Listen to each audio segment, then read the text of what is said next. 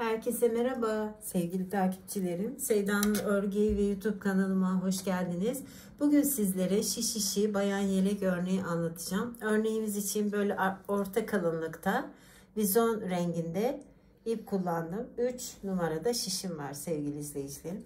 Örneğimiz bakın hem kolay hem de zevkli bir örgü. Her yaşa uygun tam böyle bayan yeleği yapabileceğiniz bir örnek. Şimdi örneğimiz arkası bu şekilde. Bakın en kolay örgülerden bir tanesi. Ön yüzü de bu şekilde.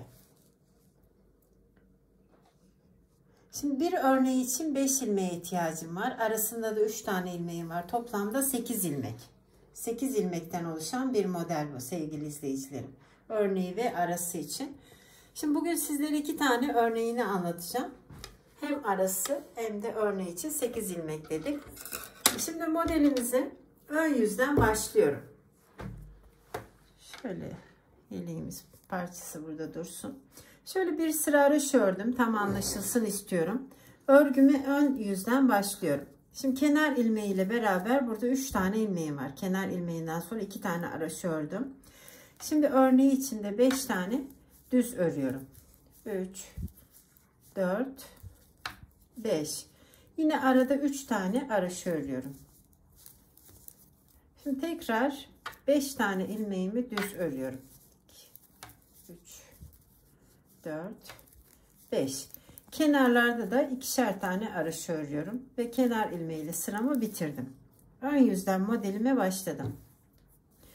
Arka yüze geldik. Arka yüzde bütün ilmeklerimizin tamamını ters örüyoruz değerli izleyicilerim. En kolay yelek örneklerinden bir tanesi.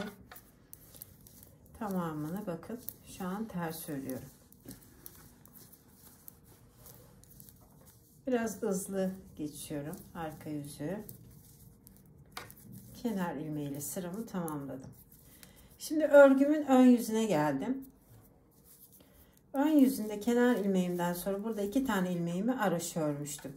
Şimdi 5 tane düz olan ilmeğimin ikisini önce sağa doğru bir aldım. Sonra bir ilmek doladım. Ortadaki ilmeğimi düz ördüm. Tekrar bir ilmek doluyorum. Şimdi de sola doğru ikisini bir aldım.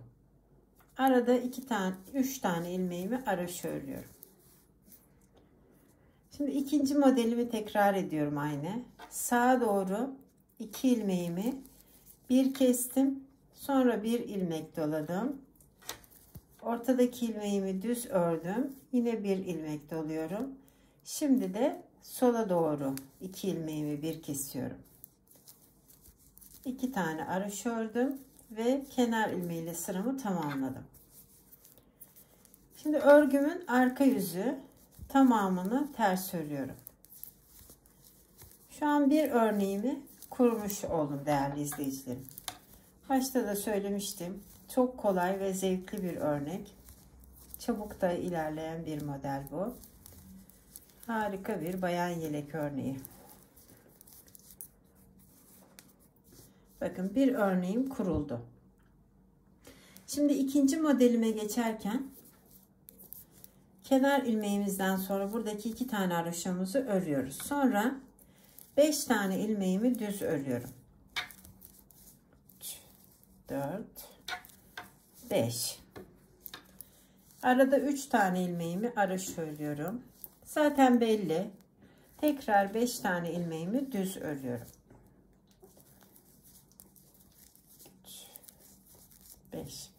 2 tane araşa ve kenar ilmeğiyle sıramı bitirdim.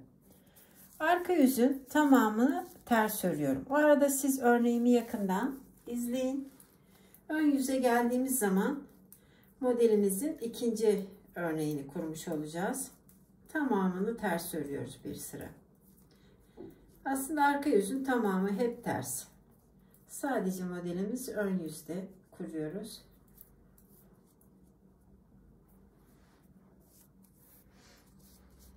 Bakın şimdi ikinci modeli. Kenar ilmeğimden sonra burada 2 tane ilmeğimi araş örüyorum.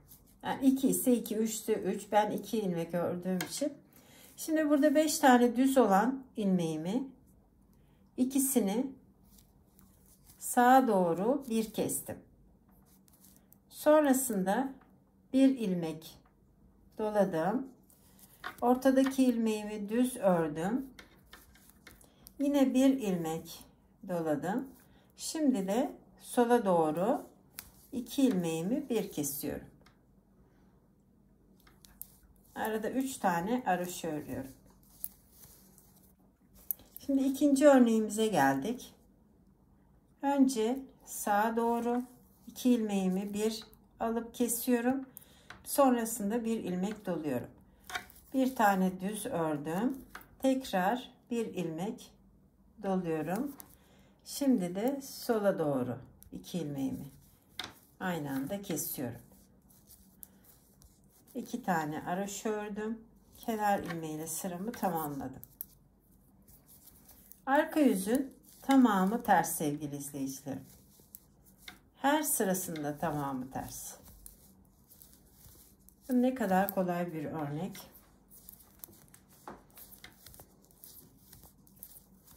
Ben böyle sıramı tamamlıyorum. Ön yüzde bir sırada düz örüp bugünkü videomu bitireceğim.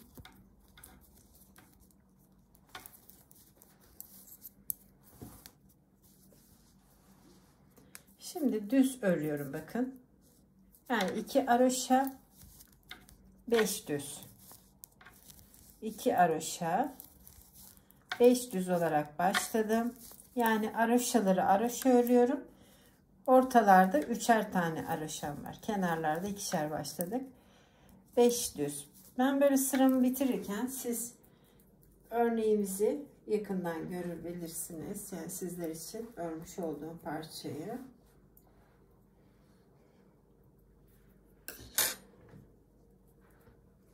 Şimdi modelimizin arka yüzünde tamamını ters ördükten sonra ön yüzde tekrar 2 sağa bir dolacağız. Bir düz bir dolayıp 2 de sola kesiyoruz. Yani çok basit bir örnek sevgili izleyicilerim. Bakın. Harika bir örgü. Şöyle kahverenginin üstünde de gösterelim. Daha net anlaşılsın. İkisi de ayrı güzel durdu. Tabii bu daha açık renk olduğu için. Ama vizon rengine de harika yakıştı bu model. Umarım sizler de beğenip yaparsınız değerli izleyicilerim. Bakın örneğimiz hem kolay hem de zevkli dedik. Beni izleyen herkese ayrı ayrı teşekkür ediyorum. Kanalımıza abone olduğunuz için de ayrıca teşekkür ediyorum. Bizi izlemeye devam edin. Hoş kalın, hoşça kalın. Örgüyle ve sevgiyle kalın değerli sevgili izleyicilerim diyorum.